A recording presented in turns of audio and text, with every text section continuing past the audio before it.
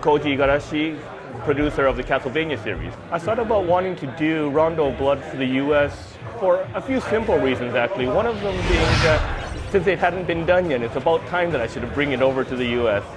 The other one is technical.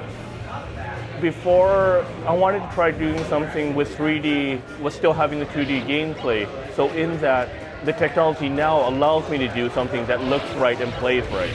The story of Rondo of Blood fits into the timeline as the 100 years of when Dracula comes back.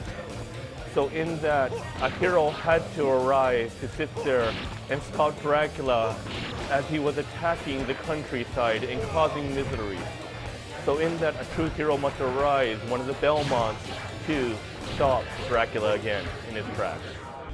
Some of the new elements in Rondo of Blood at the time that were innovative was just the simple ability to be able to jump on and off of stairs. It was something that hadn't been done in the series prior to that.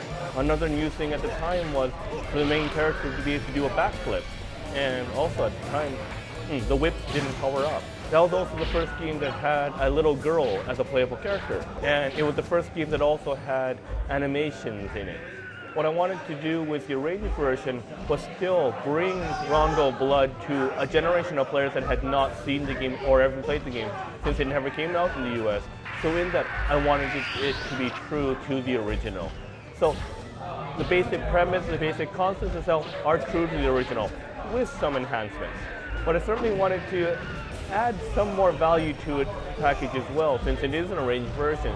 So I mean, putting in things that didn't affect the basic gameplay, but like collection elements, recreating a stage completely so it's different from what it was prior.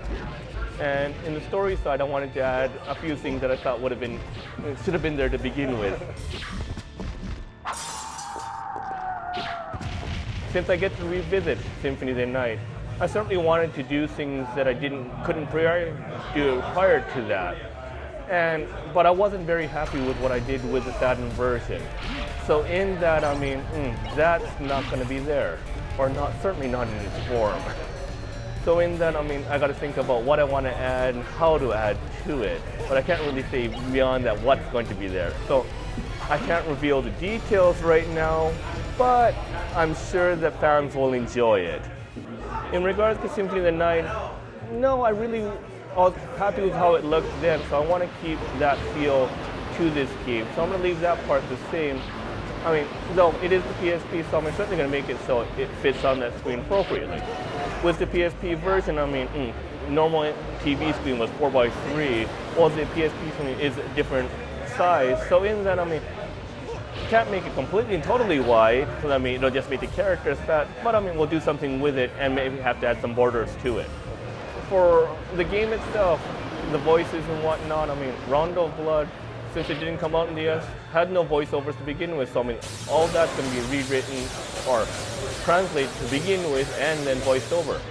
And Symphony of the Night, it's just like, I'm certainly taking a look at that. It's just like, I know that I have to make the fans happy. So putting in Japanese or leaving the Japanese tracks in there, something I'm going to look at, but that's really going to depend on how much space is on the disc. I am really busy with the PSP version of Castlevania, but as a producer of the series, I do have to look at all the things that go into it. So I mean, and the DS team, well, I mean, they're working on their project, so I'm going to have to speak with them to see what we can do, but the DS fans have been very loyal to the series and so on, and we've been happy with what we've been doing, so I mean, we certainly want to keep on continuing that as well. So, no definite plans right now, but I mean, considering how well our titles have been doing, I'd like to continue that. Castlevania Dracula X Chronicles coming this fall. Please look forward to it.